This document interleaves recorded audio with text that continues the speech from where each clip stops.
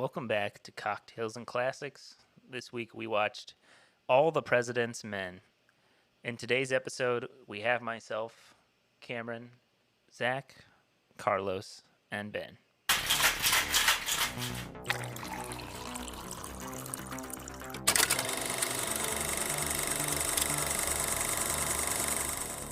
For this week's inspired cocktail, I'm going to give it over to Carlos, and he's going to give us our drink. Thanks for tuning in this week again, everyone. And again, we watched All the President's Men. And for our cocktail this week, we are making the Nixon, named after none other than our former president.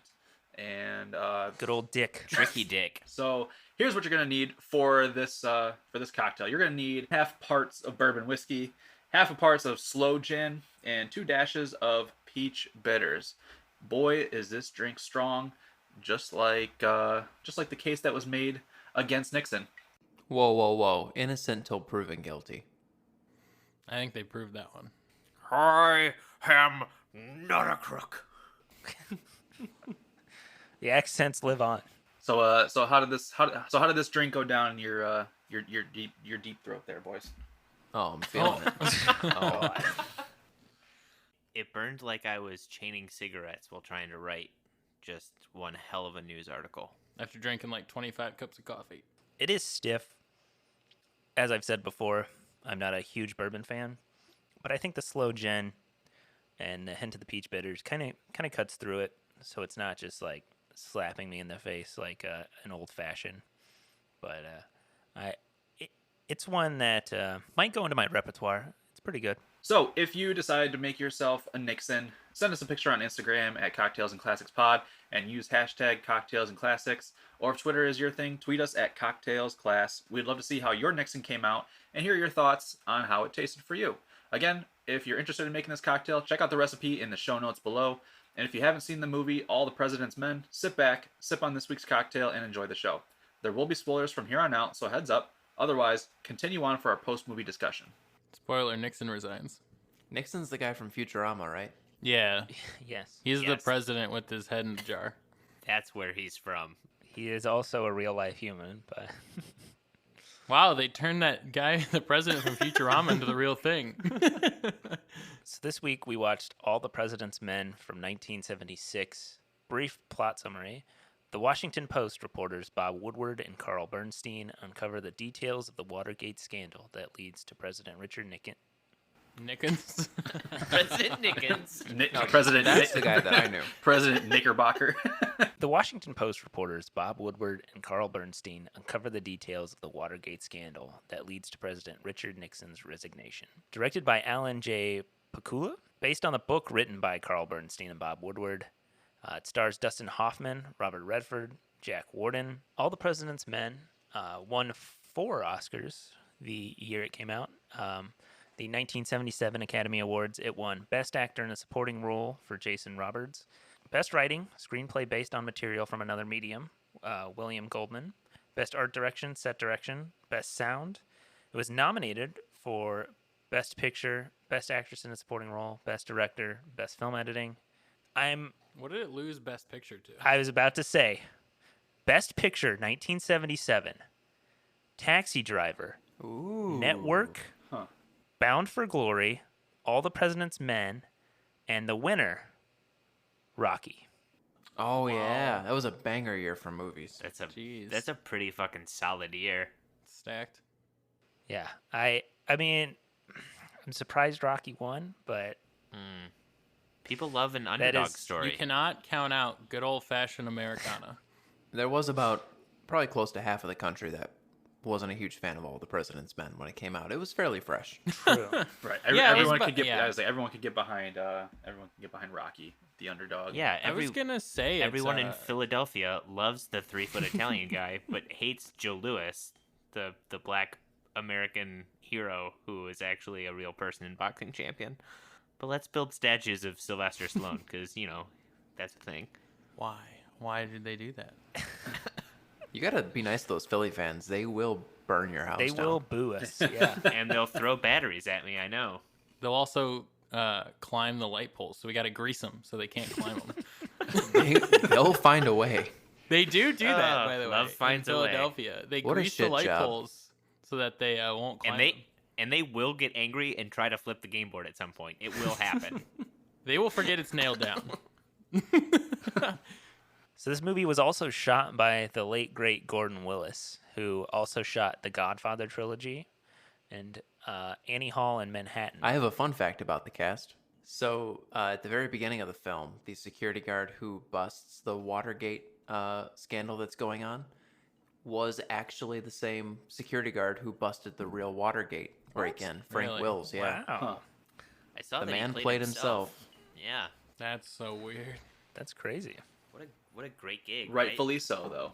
I mean, yeah, because after he busted the Watergate thing, he immediately was fired and never worked again. Oh my god. What? Yeah, Really? he died in like 2000, never worked again. Wow, that's sad. I didn't know that. We got to stop this podcast? I'm too sad now.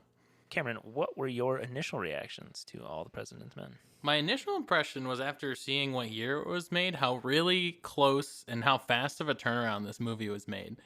He was he resigned in what, 72, 3, something like that? 4. 4?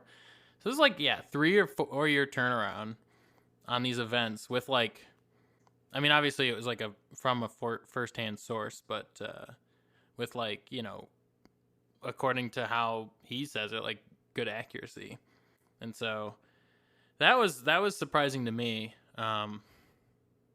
My other impressions too were that it was a good movie. It was a really, really good movie. I thought that it covered a lot of the events well. It also, I thought their portrayals of the characters were really good. They were very believable as those people.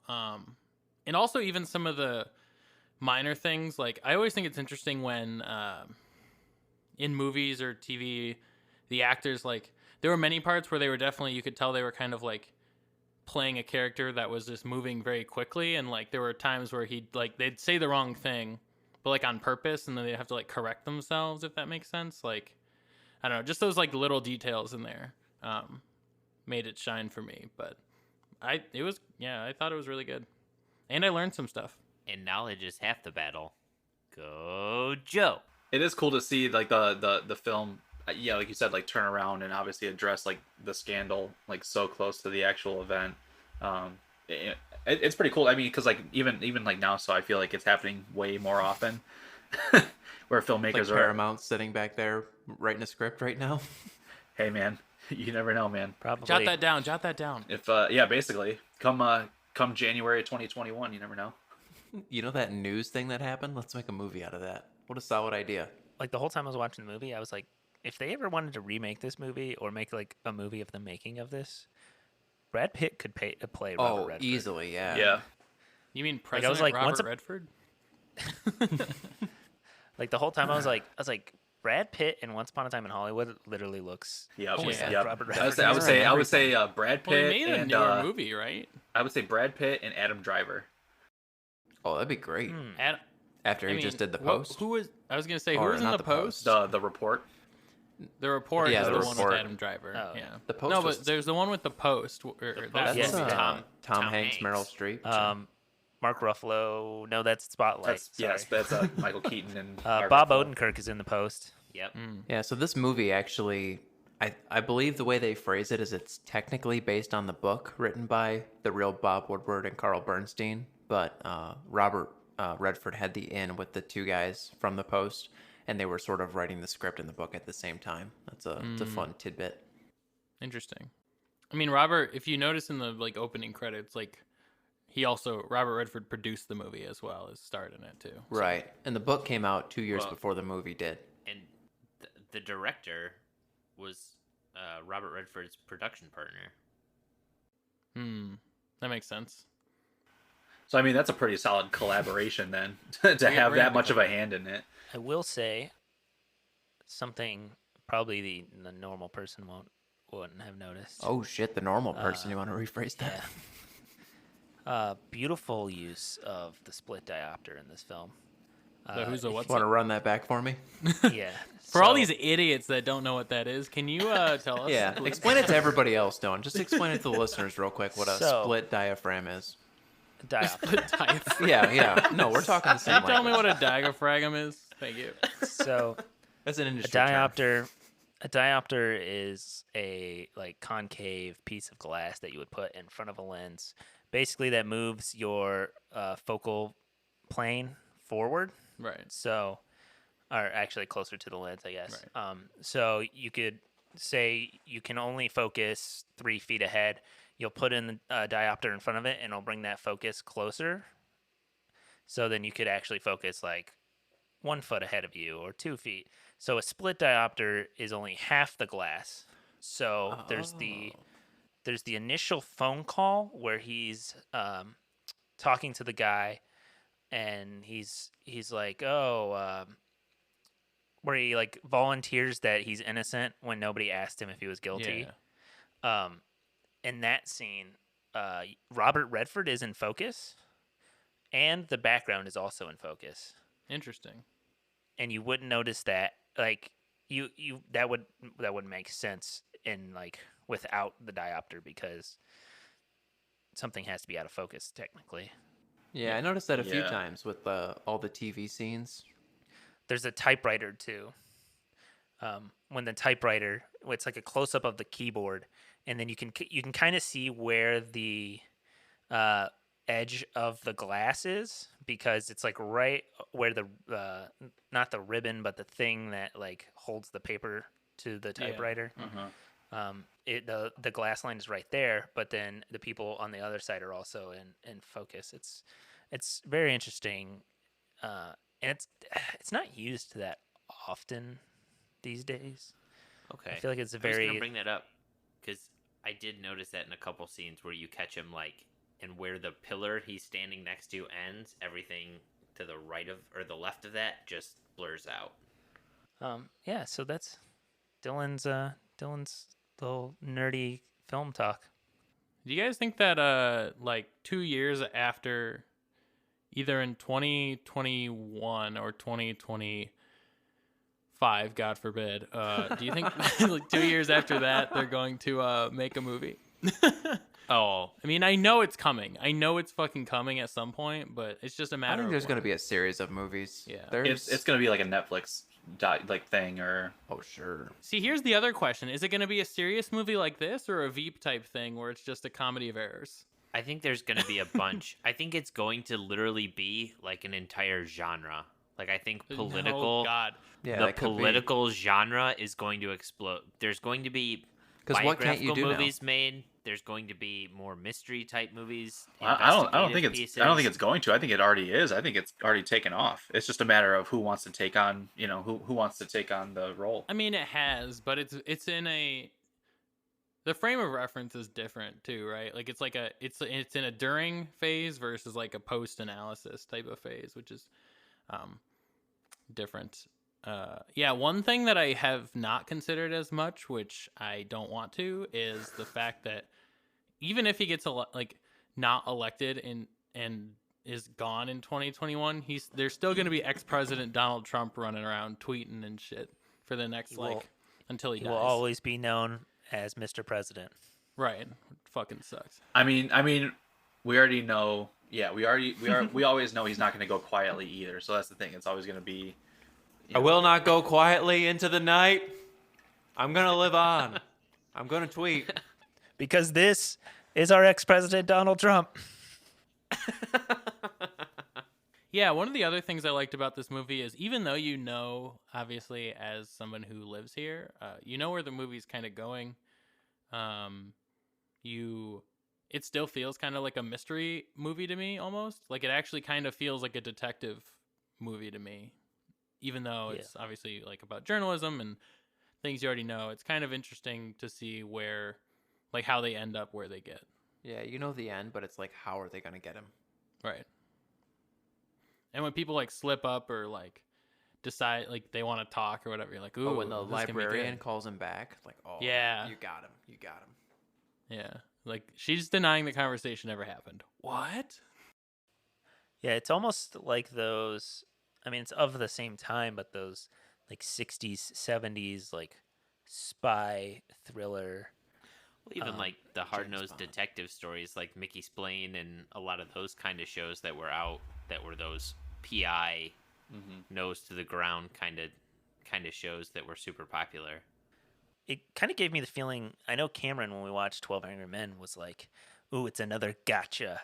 I Yeah. definitely felt that in this movie, where it was like, "Oh, we found another piece to the puzzle," and it's slowly.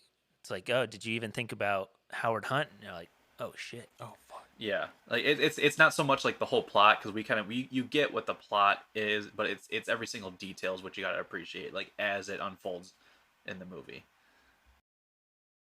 One other thing I liked about this movie too is they can keep you enthralled in the movie without like random subplots. I feel like a lot of movies have to do like these random one or two off subplots, like they'll do like a romance or they'll do like some other extra side like one conflict. one of these guys would have like a girlfriend, Right. and he's having Who's like struggle with her. Yeah. Right, and she's like, "Oh, you're always working on the job. You have to stop working on the job." And he's like, "I can't. I'm so close to the lead." Like, it's nice that like it's just like the one continuous story, and you don't have to have those. Yeah, I like that they don't take any time to do character development because the characters don't matter. It's like these two reporters, one of them's fairly new, and they're just on this Watergate trail, and that's the whole story. I really do like that. Well, it's like that movie Spotlight, like Dylan had mentioned. Like it's exactly what the movie Spotlight is just like. It's not really character development. There's not too much delving into like character background or like who they are, but it's just more about the story itself. Because I mean, it was the biggest story of probably the decade. So it's like, of course like I said, the focus is on the details. Probably the biggest story in for like 30 years.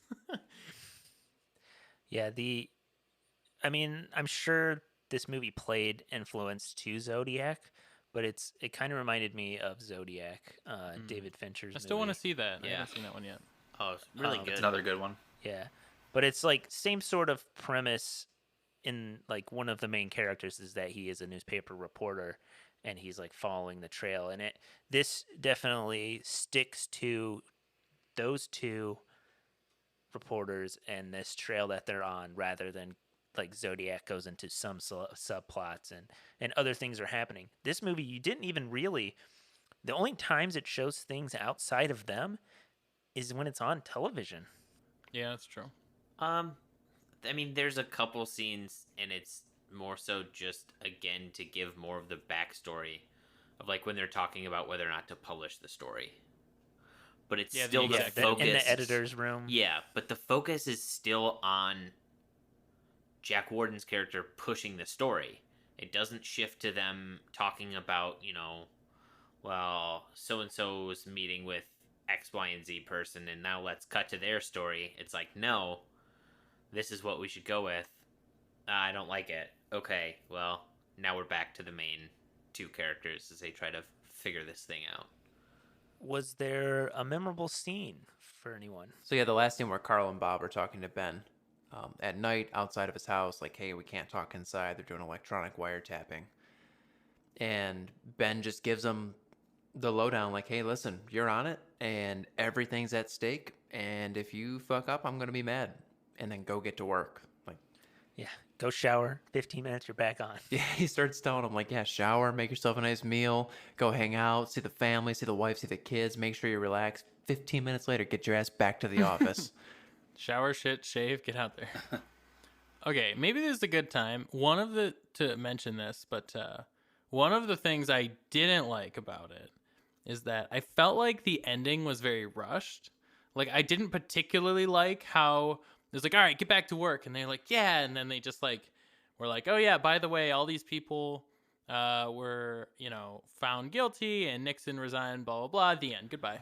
Yeah, instead of telling this story to you in sense of a plot in a movie, we're just gonna go ahead and sum it up with the typewriter, and there we go, we're done. Which is all right, cool. It's a cool effect, but it did feel almost empty to me. Like that's like probably my only drawback from this movie is it felt like the end was not satisfying. Well, it's so much build up. Like, you know what I mean? It's so much build up. You see all like the work they have to like obviously take on and stuff, and then for it to just kind of just cut it off. It almost just felt like it was stops, just yeah. cut off. with yeah. no payoff. Right. No Right, payoff. build up This to is the only end and- 7 months of their investigation. Like, they started in, 72? And it took till 74 for Nixon to actually resign. They were still going for another, 2 years. Right, but was it just not interesting for those like last year and a half or whatever? Like why wasn't that included at all? Long-ass movie. Yeah. I mean, you figure also at that point in like maybe the timeline, it's not so much like gathering intelligence; it's more or less like probably organizing it for the story, which might take some time. I mean, I'm not too sure. I haven't read too much into it, but I almost felt kind of like not I don't want to say robbed, but like even though you know the ending of the story, the ending of the plot, like you feel like it's kind of almost taken away that satisfaction at the end of them being able to like accomplish what it is they've been trying to do the whole movie. That is my biggest complaint about this movie is the ending, though. Yeah, I 100% agree. I think that I just think it's unsatisfying.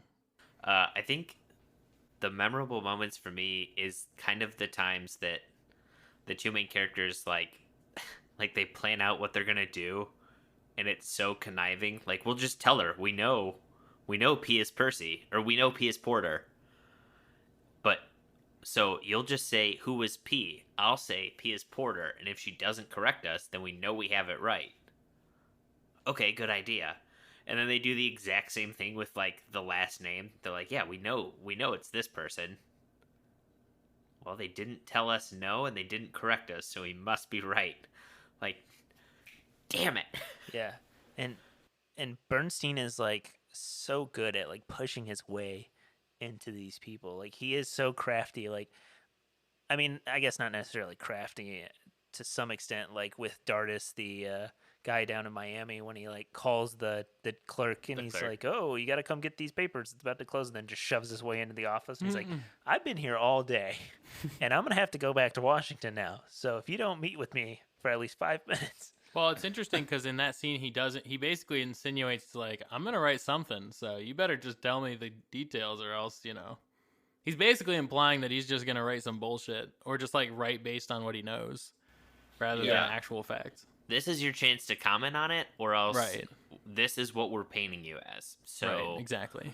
do with that what you will. It's kind of like, it's weird because I feel like this in Law and Order too, when I've watched that, where it's like you kind of root for these people, but they're doing really shady shit sometimes, where it's like an example is in Law and Order when someone's like, I won't give you my DNA, and then they like drink from a cup and then leave the room, and the detective's like, haha, got you, bitch, and then takes the cup and like analyzed it or whatever.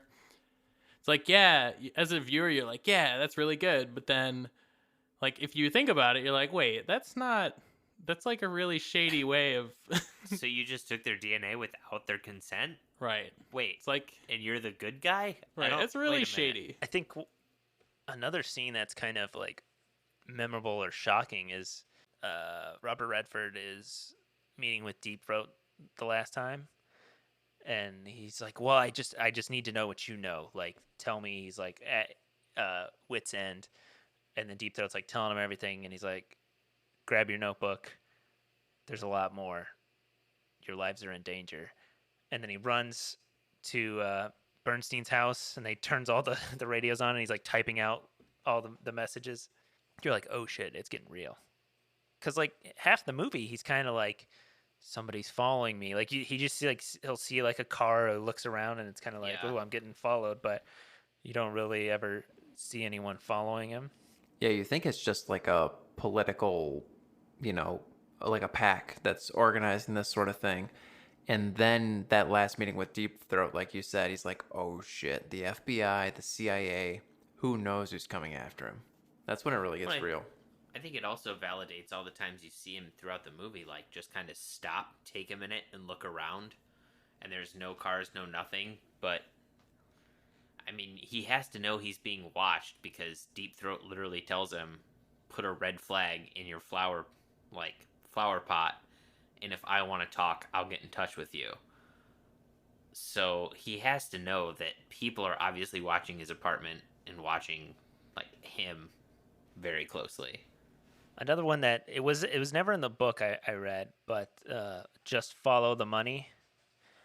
I feel like it's a big line and it's a big aspect of the movie.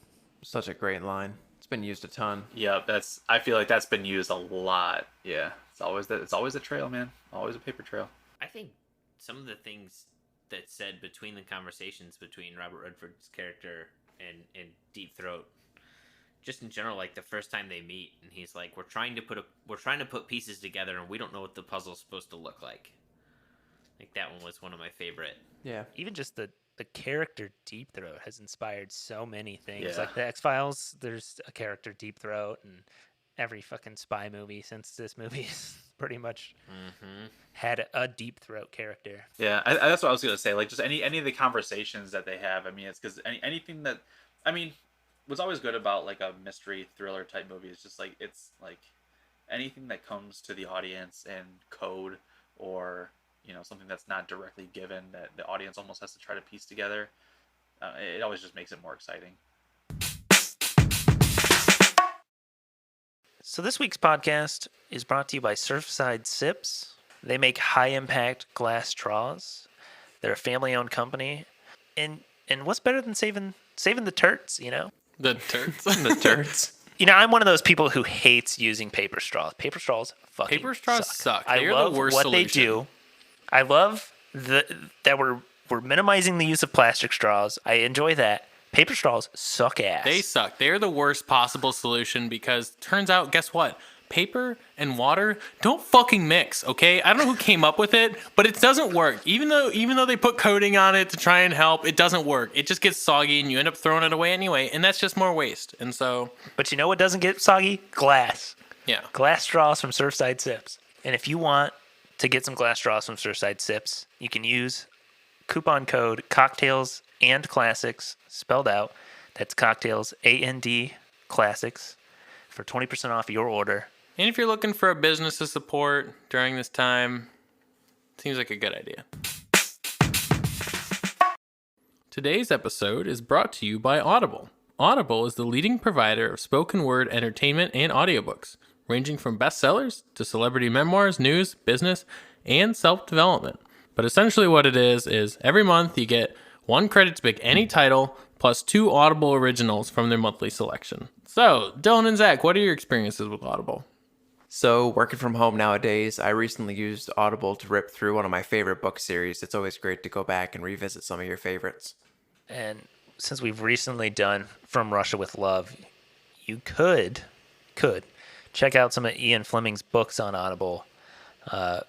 They have Dan Stevens, Toby Stevens, Damian Lewis, many great narrators. Read through Diamonds Are Forever, From Russia with Love, Live and Let Die. So maybe you want to get into the James Bond novels as well as the movies. To start your free 30-day trial, go to audibletrial.com/cocktails and classics, all lowercase. Again, that's audible.com/cocktails, and classics. After your free trial is up, it costs $14.95 per month. However, there are no commitments, and if you can't decide what to listen to, that's okay. You can roll your credits over up to 1 year. A little bit of a tradition around here is Zach takes over and puts us through a trivia quiz. Zach, take it away.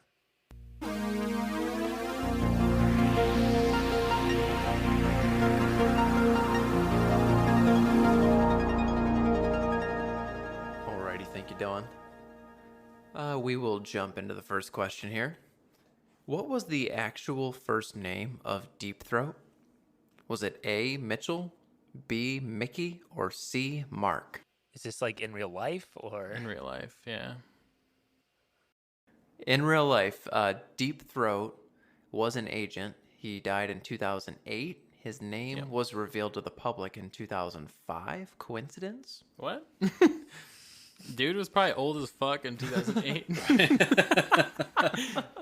This dude, lived for 40 years almost after doing that, almost single-handedly bringing down Nixon, and nobody revealed his name until 3 years before he died. That's insane. That's crazy to me. That shit would be out in 5 seconds today. Then again, we still don't know well, there's guesses, but we still don't know the guy who wrote the anonymous op-ed from inside the current administration. So I don't know. I'll say Mark. I'm gonna say A. Mitchell.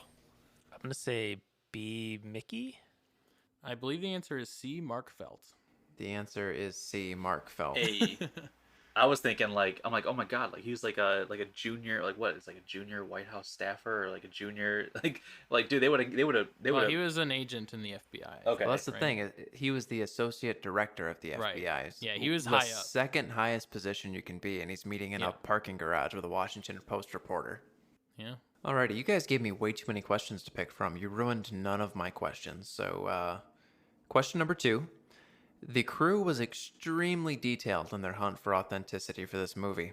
So much so that they actually bought the same $500 desks from the same exact firm that sold desks to the Washington Post back in 1971 for the set.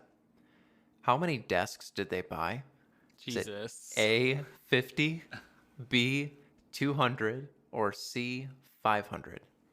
No way 500 goddamn desks are in that bullpen. I'll say Right? Like, that's way too many. I'll say 200. I'm gonna say A. 50. I don't know. I'm going to agree with Carlos and say 200 here. To buy that stuff in A bulk. lot of fucking desks. I'm- 50 is a bulk number. I would say 50. I feel like the crew in that, or the production, would try not to have a huge budget on fucking desks when you could shoot the same desks from different angles and it would look completely... They have to move them so much. Oh, Jesus. Well, ladies and gentlemen, as is tradition, heading into question number 3, we have a two-way tie between Cameron and Carlos. Nice. 200? That's insane. 200 desks were bought at $500 a pop. Jeez. Yep. Holy 10 shit. grand on I mean, to be desks. honest, if you think about it, it would I'm sure they it returned might them actually after. cost them more money to have to move those desks around for each shot than it would be just to buy 200 desks. I mean, Possibly, yeah. are there any like super wide shots where you have to see where you see the whole? I'm trying to think. Yeah, There there's are a lot couple. where you see a ton of desks. So, question number 3. We have a two-way tie. We actually have two two-way ties if you want to be technical. One between Cameron and Carlos with Oh. 2 points each, and then one between Well, they Ben can't and catch up Dylan anyway, so nothing matters. with 0 points. All right, guys. Question number 3. Robert Redford approached Dustin Hoffman and offered him the role of Carl Bernstein at which professional basketball team game? A, the Seattle Supersonics, B, the Los Angeles Lakers, or C, the New York Knicks? Seattle's an interesting one because, in my mind, it's either New York or LA. But I mean, that could be obviously wrong. But that feels like Okay, so I'm gonna say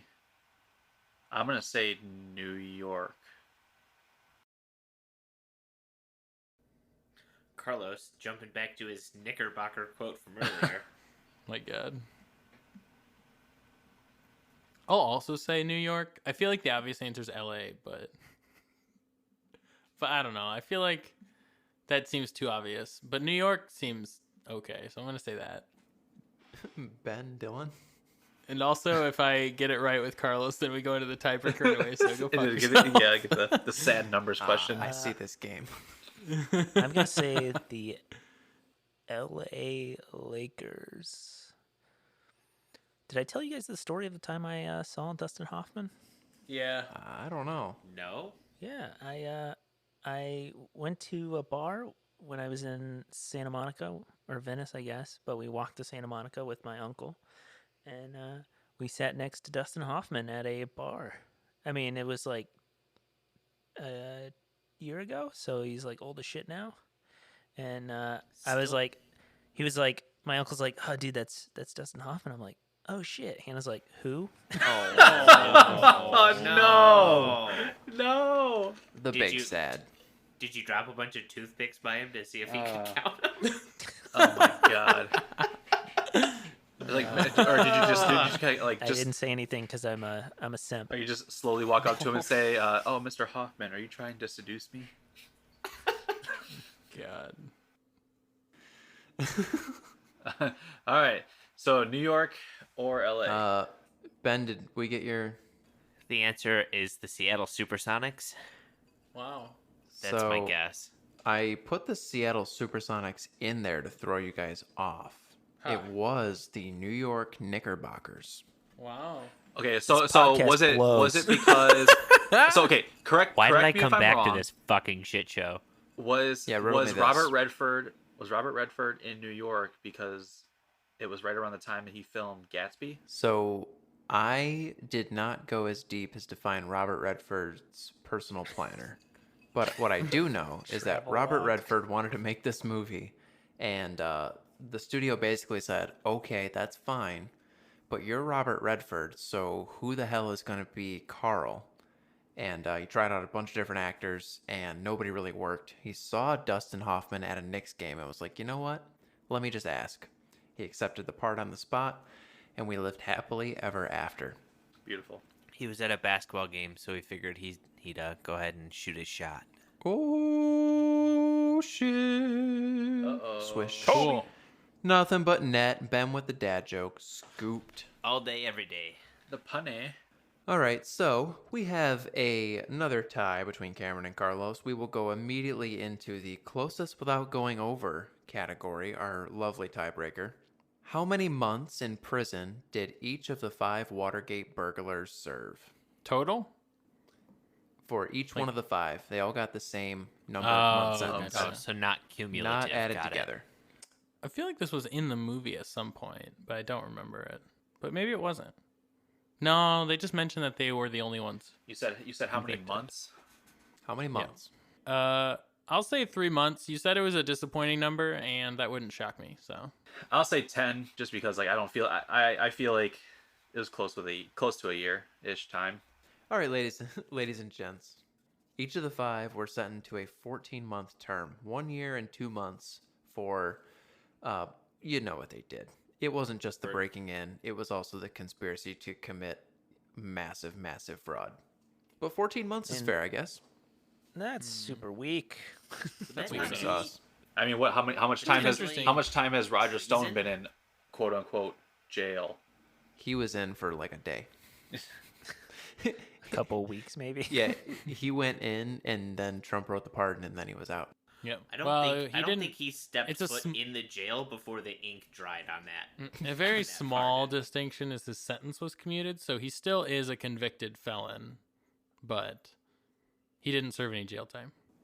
All right, so we have a winner. It's Carlos. Carlos won the trivia. Shout out to your boy. Ayo. So I did the dirty work of finding some it's reviews dirty. for this movie Super dirty. online. Yeah. Just filthy. Yeah. I was like Carl Bernstein and Bob Woodward, digging like a pig for those truffles, as Ben would say. You were Find just some pressuring reviews. people that were in low, that were like low on the totem pole into giving away secrets that could cost them their job forever. Yeah. Yes. Nice. Destroy their loyalty with their political party. Yeah. So the first review I have comes from Letterboxd, March 3rd, 2017. Watched by Lulu. Says, anybody got a time machine I can borrow so I can go back to 1976 and fuck young Robert Redford? Oh, yes. So here we are. Is that the end of the review? Yes. Oh my god. I have nothing to say with that. but fantastic. I'm sorry. I hope I you missed the find- star rating. Was this a 9-star review, or what was it? There was no star rating on this one, actually. Okay. Doesn't- I hope doesn't that need this it. person finds their 1976 Robert Yeah, Redford. we assume it's a 10-star review. That is one of the most liked reviews for this movie. You know, he didn't just capture, he didn't alienate the population there. I don't know if there's anybody, regardless of sexual orientation, that wouldn't have fucked a young Robert Redford. Actually, my wife says that she does not think that he is that attractive. She's just trying to make you feel good. Like, Yeah. He's super attractive. A little bit more serious of a review. Sean Higgins on Letterboxd, January 2nd, 2018, gave it a 1 out of 5 stars. Says, this movie has a lot of talking and no boom Aw. booms. Really disappointing this is for a a movie joke with review. Robert No Redford. booms. No boom booms. I wanted him to go run around Washington with a gun and shoot Nixon in the face. That would have been much better. This was the more serious one. Oh, this guy thought he was watching Taxi Driver. This is not serious. It has good acting and a good script, but it's just so boring. I didn't fall asleep though, even though we watched it at 4 a.m. Because I only fall asleep during good movies like Foxcatcher, Drive, Unforgiven, and Sicario. Oh, Unforgiven. Is this a Dylan? I only fall asleep to Transformers. I don't usually fall asleep during movies, but when I do, It's To Michael Bay. Sicario. Interesting. I can't tell. When you started reading it, I thought it was definitely satire, but by the end of it, I wasn't actually as sure anymore. the 4 a.m. piece gets me. Like he probably watched some Adult Swim and then found I'm the so movie. edgy and cool. I start movies at 4 in the morning because that's how edgy and cool I am. Well, yeah, Ben, when you get back Normally- from your rager, it's 4 a.m. Normally they put me to sleep, but only the exciting ones, like the ones made this year.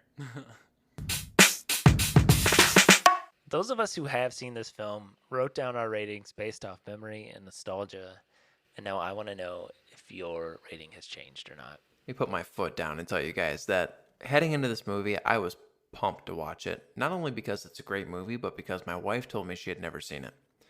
So I'm sitting down, I'm like, okay, I'm giving this movie a 9. We're going to sit down, we're going to watch all the President's Men. She's going to love it. Not just because of the history aspect, but because of what's been going on recently. I like how fast paced it is. I'm like, oh, she's going to enjoy this. And I did too. I didn't enjoy it a 9. I'm going to bump it down to a 7. I will start off by saying Dustin Hoffman's great. And this is Robert Redford's second best movie. What's number one? You know what number 1 is. Captain America, the Winter Soldier. Butch Cassidy and the Sundance Kid? Yeah, the movie where he says 100 words in it. Oh, wow. This is a really good movie. You should see it. The part that ruins it for me, and I touched on it earlier, is the ending. It just ends too abruptly. There's a slow fade to Nixon's talk in the TV and Bob Woodward in the background just hammering the shit out of those keys. But then you just go to a typewriter of everything happening. And I don't mind the typewriter. I just wish there was a little more than, meeting with Ben outside of his house and saying, you guys better get this right. And then we immediately start the outro. I wish there was another 10, 15 minutes of the movie. And then I would have bumped it up at least another point, maybe 2. But I'll leave it at a 7. Yeah, likewise with Zach. It's been a while since I've seen this movie. But I think obviously given a lot of the political atmosphere currently, definitely is a lot of inspiration to really reflect and talk about this movie. But going into it, I was thinking a 6, just because at the time that I originally watched it, I was like, okay, I've seen a handful of Robert Redford movies, but coming back and rewatching this now and understanding a lot more of the political and journalism aspect of it, I definitely appreciate it more now. So I bump it up to a 7.5 for this one. I do enjoy it. I enjoy the mystery / thriller, I guess atmosphere of the movie. Just because it keeps you interested in the details. You know the plot, but keeps the audience interested in the details, and I like that, especially for movies that are like this, like Spotlight, like The Report. Both movies, I recommend that our audience, take a peek at. So yeah, 7.5 for me. Going in, I think highly of this movie. Before, I gave it a 7 out of 10. I really enjoy this movie. I think it's well done. It's got a lot of flow to it. I feel like everything is leading, every scene is leading to the next piece of the puzzle, the next thing we're going to figure out, and how we're going to tie this all together, because we all know, or most people should know, the ending of the Nixon resignation, but it's how we get there. And especially as someone in 2020 watching it, and I don't know all these all the players in it. I didn't know the Attorney General's name. I don't know the friggin' second most important man. I don't know all those people, but as you're piecing it together and finding out, it's a great watch. It's well paced. It's beautifully shot. The music is really well done, and I kind of like the spy thriller type cinematography that we have as well, where you have those slow zooms with the music swelling. And on a second viewing, I'm gonna bump my score up to a 9.5. I love this movie and I highly recommend it to anyone. I think it's a great time. Yeah, we'll say there's only one dull moment in this movie, and it's just one of those pan shots of the entire city. And they use it as a means to go from like morning to night and to show the guy still at the office. That's the only like dull scene. Other than that, you nailed it. This movie just moves and moves and moves and moves. So I, like Cameron, went into this movie having not seen it before. I just wasn't something that I'd ever, looked at and thought, oh, that's it. That's the movie I want to watch. But man, I'm glad we picked this one, and I'm glad we watched it. Yeah, I think you guys definitely, like Dylan said, hit the nail, especially when he talks kind of about the fact that you know what happened. I think the fact that we're viewing it now 4 decades, I was gonna say more than 4 decades 4.5, after. yeah. And in an election year for us. So I think the fact that you don't know the names and you don't know kind of allows it to be a little bit more of a mystery. Obviously I knew about the whole, the deep throat, being the one to secretly give the information to the reporters on what was going on in that, but you don't really know a lot of the background that went into the fact that these guys really kind of dug in and found out the things that weren't being said or weren't being done, and made it an interesting movie. It definitely kind of merged the nice historical with kind of a spy thriller feel. I do agree the ending, it felt like it was building up to this massive moment and then just kind of like, nope, we're going to end it with a typewriter and just kind of explain what's happening. And it wouldn't have been bad had that come after you got some sort of validation from the ending. Overall, I gave this movie a 7.5. But yeah, overall, I definitely recommend this movie, especially in today's climate with what's going on. Check it out. I, like Dylan, really enjoyed this movie. As someone who lives in the United States, this is really unavoidable to know what happened, more or less. Hopefully. Hopefully, yeah. So I thought it was really good. I thought the dialogue was great. I liked that they focused on the one plot line. I also liked that it felt kind of like a detective movie a little bit. Even though you might know the ending, you don't know really how they get there, and how they unravel the bits and pieces makes it really worth it. So with that, I'm gonna give this movie an 8.5. 8.5. And that is because, again, I thought it was a good movie. Pacing was good. It was a little long, but it wasn't like it didn't drag for the most part. It just kept going from one scene to the next. The only negative in my mind is the ending. I thought it was a very unsatisfying ending. I thought that they either could have cut some earlier and showed more after that point in time, or maybe that's just how the book was structured. I'm not sure, but I just thought the ending was a little unsatisfying since they never really got to that satisfying conclusion of seeing their hard work pay off. If you enjoyed this, don't forget to rate and subscribe. Check out our Instagram at Cocktails and Classics Pod and use the hashtag Cocktails and Classics to send your movie and drink recommendations. Maybe check out our sponsors, Audible and Surfside Sips, and share us with your friends. And as always, watch responsibly.